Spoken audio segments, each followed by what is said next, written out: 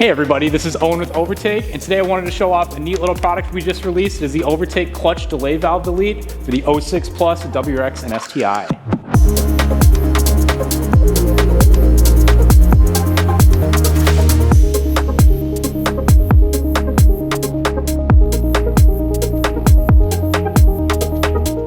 Now, if you're not familiar with how the clutch system works on your car, there's what's called a slave cylinder. And essentially this takes hydraulic pressure from when you actuate the clutch pedal and extends this piston to release your clutch. Now on the 06 Plus, WRX and STI manual cars, they have what's called a delay valve inside of here. So that essentially means that when you let off the pedal really quick, this will actually be dampened a little bit, similar to how a strut works on your car. That, however, can lead to unpredictable pedal feel and pedal response when you're letting off the clutch, and really just excess slipping that you don't want. What we've got here is our clutch valve delete that gets rid of all these springs and valves and everything inside of there.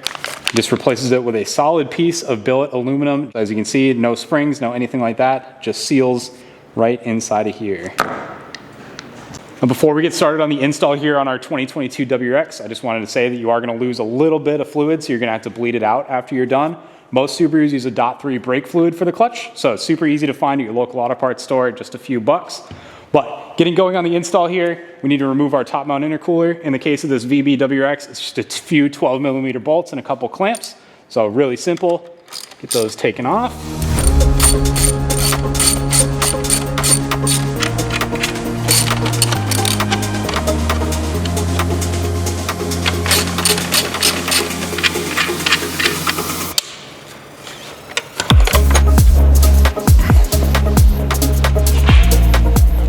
So we have the intercooler off now. Now we can get easy access to the clutch slave cylinder right here. And as you can see, the factory clutch valve right there. So really easy to remove.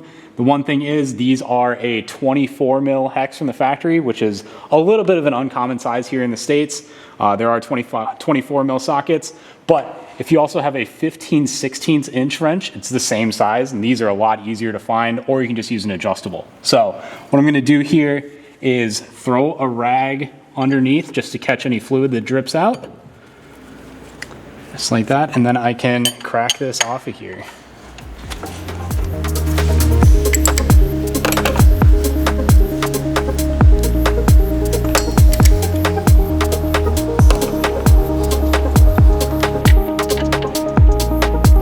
So there we can see I have the main body of it, but as I was showing you before, there are a few other components with the spring and the little washer and everything, so we need to get in here with a pick and dig out the rest of those factory valve pieces. So there's the remainder of our pieces. You're gonna have this little baffle valve, a little plastic cap, and then a spring. You just wanna make sure that all three of those parts come out.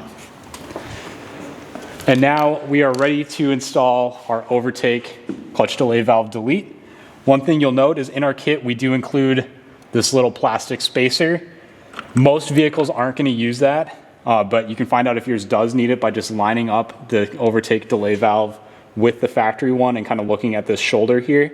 If yours from the factory is a little bit fatter, you're going to need to include the spacer in there. In our case, we do not need it. So installing the Overtake clutch delay valve is just as easy as removing the factory one. You just thread it right in.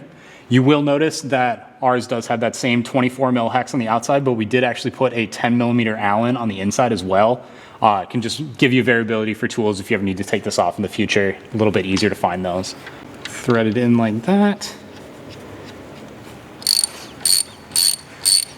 So as you can see, we've got the Overtake delay valve delete installed in place here. Now we did lose a little bit of fluid, not a lot, but enough that we do have to bleed it out.